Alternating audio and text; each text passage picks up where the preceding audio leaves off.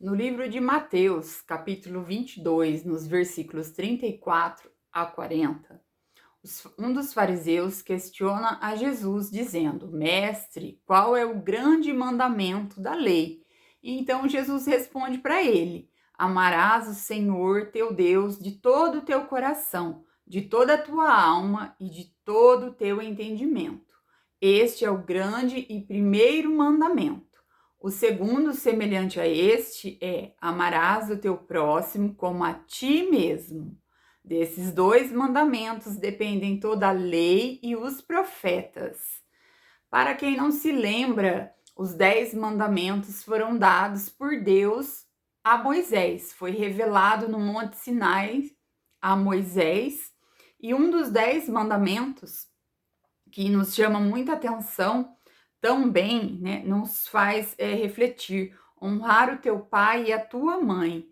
Não matarás, não adulterarás, não dar falso testemunho, não cobiçar a casa e os bens de teu próximo, entre outros mandamentos. E esse fariseu, né, no Novo Testamento, ele quis questionar a Jesus para ver se Jesus caía em contradição daquilo que Deus já havia revelado a Moisés. Mas o que Jesus nos chama a atenção no Novo Testamento é que se a gente conseguir cumprir só 2 desses 10 mandamentos, a gente já vai estar completando todos os outros. Por quê? Né? Esse primeiro mandamento: amarás o Senhor teu Deus de todo o teu coração, de toda a tua alma e de todo o teu entendimento.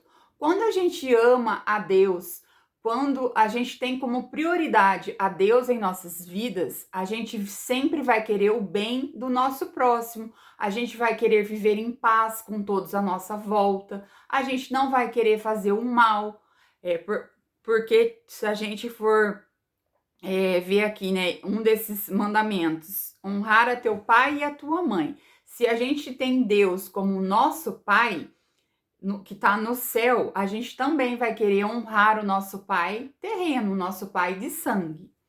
E esse segundo mandamento que Jesus nos fala, né, que é: amarás o teu próximo como a ti mesmo. Desses 2 mandamentos dependem toda a lei. Se eu amo o meu próximo, eu não vou querer cobiçar os bens dele. Se eu amo o meu próximo, eu não vou querer matar ele. Claro que eu estou falando aqui num sentido literal.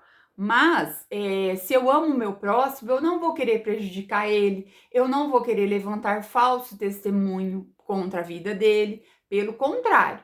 E às vezes a gente se questiona assim: mas num mundo tão cruel, num mundo onde todas as pessoas estão olhando para si mesmo, é muito difícil? É claro que é difícil. A gente seria hipócrita se a gente falasse que é fácil a gente amar aquele que não é amável, não é verdade?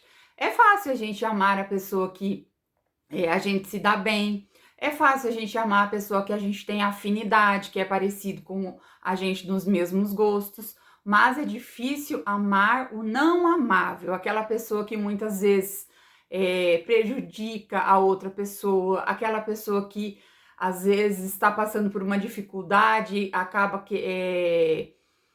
acaba descontando nas outras pessoas que estão à sua volta. Mas a Bíblia fala que a gente suporta todo o processo. Quando fala lá, né, diga o fraco, eu sou forte. E é exatamente sobre isso. Quando a gente se sentir fraco, quando a gente se sentir que a gente não consegue fazer, a gente deve se lembrar da palavra de Deus que nos garante a vitória. A Bíblia nos fala que nós somos mais do que vencedores em Cristo Jesus.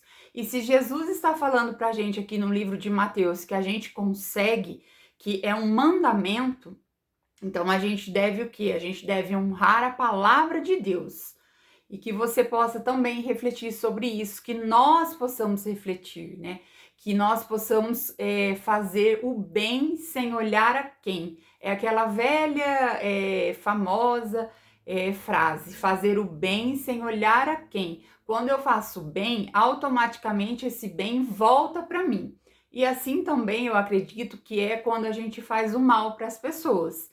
Esse mal que a gente faz para as outras pessoas, ele volta para a gente, né? A palavra de Deus diz que todas as coisas, Deus, ele está vendo. Às vezes a gente acha que a gente fez escondido de todo mundo, mas Deus, ele vê todo o processo. Deus, ele vê as nossas lutas, Deus, ele vê as nossas dores, e por isso que a gente deve ficar com a palavra. A gente deve honrar a Deus mesmo quando a gente não tem vontade. Por exemplo, às vezes está um dia chuvoso, um dia que está frio, um dia que você está com mais preguiça, que você está com vontade de ficar em casa e você sabe que tem um culto e você não vai.